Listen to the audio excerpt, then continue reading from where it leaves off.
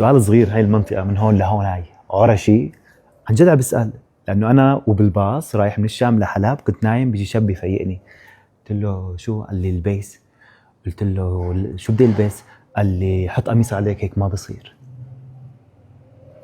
وصلنا على حلب، بعد يومين بتعرف على صبية ألمانية بتقول لي أنت من إدلب، اليوم كنت بإدلب. قلت لها كيف كانت إدلب؟ قالت لي خلوني أتحجب. قلت لها عن جد؟ قالت لي إيه، ما خلوني أدخل المدينة لحتى لبست الحجاب. وكتير كتير من الحالات الفردية تبع انتو مين وشو بتقرب لهاي وانتو بتعرفوا بعض والنسوان لورا ورجال لقدام، خلونا نكب كل هاي الحالات الفردية على جنب واسمعوا لي هالقصة.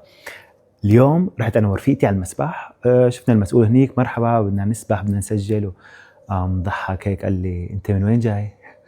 قلت له ليش؟ قال لي ممنوع. قلت له شو اللي ممنوع؟ قال لي ممنوع الرجال والنسوان يسبحوا مع بعض. من بعد اجى حدا من الوزارة واعطانا تعليمات بانه نفصل الرجال عن النسوان باوقات مختلفة. قلت له قصدك من بعد التحرير ولا من قبل هيك؟ صار يضحك.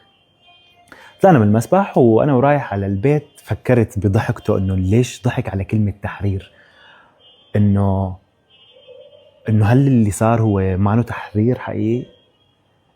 هل تحرير البلد من بيت الاسد هو ما اسمه تحرير؟ قولوا لي انتو شو المعنى الحقيقي لكلمة تحرير؟